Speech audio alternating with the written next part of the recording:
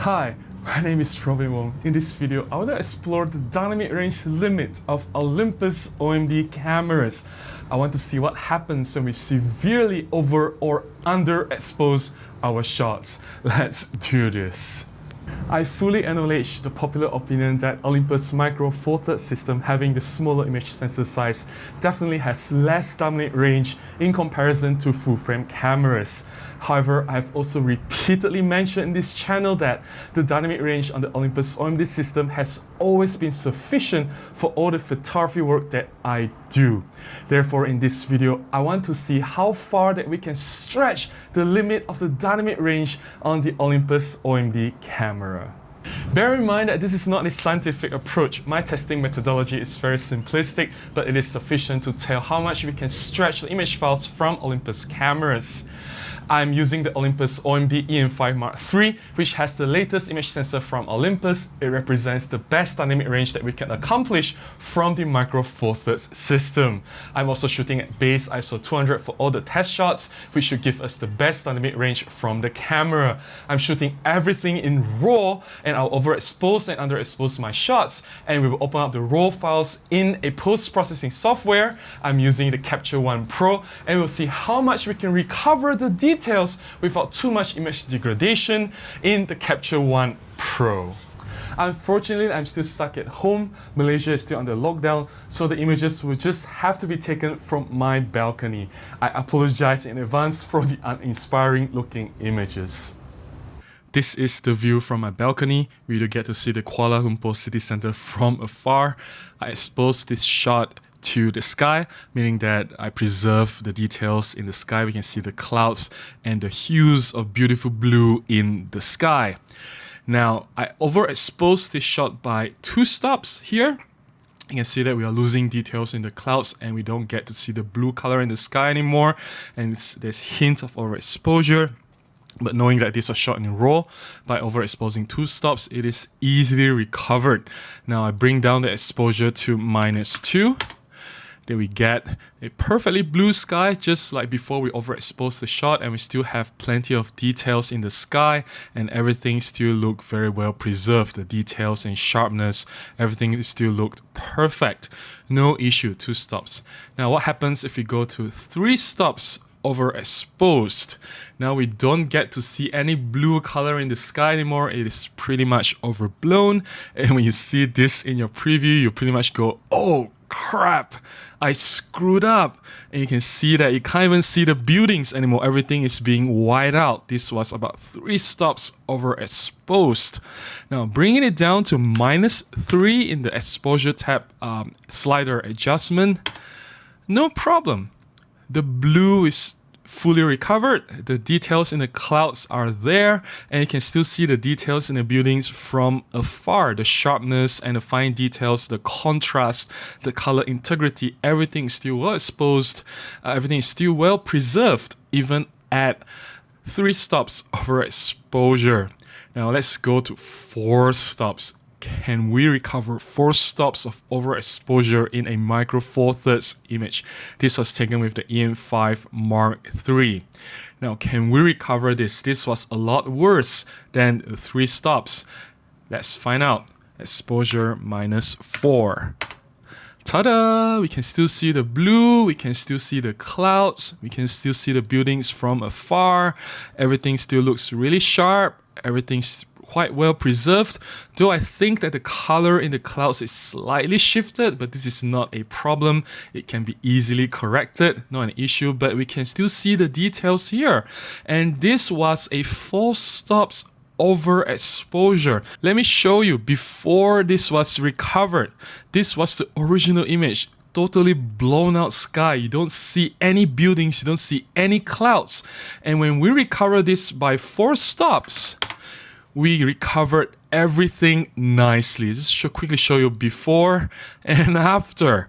Before and after. That's how much you can recover with a Micro Four Thirds camera. To me, this was quite impressive. I never had any issues recovering details from my highlights. Of course, you don't severely overexpose your shot. And even if you overexpose your shot by 3 or 4 stops, you can still easily recover your shots. Now, what happens when we have a 5 stops overexposure? This was 5 stops. Now, the limit of the exposure recovery is only 4 stops here. Let's just do it. But as you can see, even when we bring it down by 4 stops, I cannot recover the color in the sky. I cannot recover any details which is already lost from far. Basically, the limit of the camera is at 4 stops.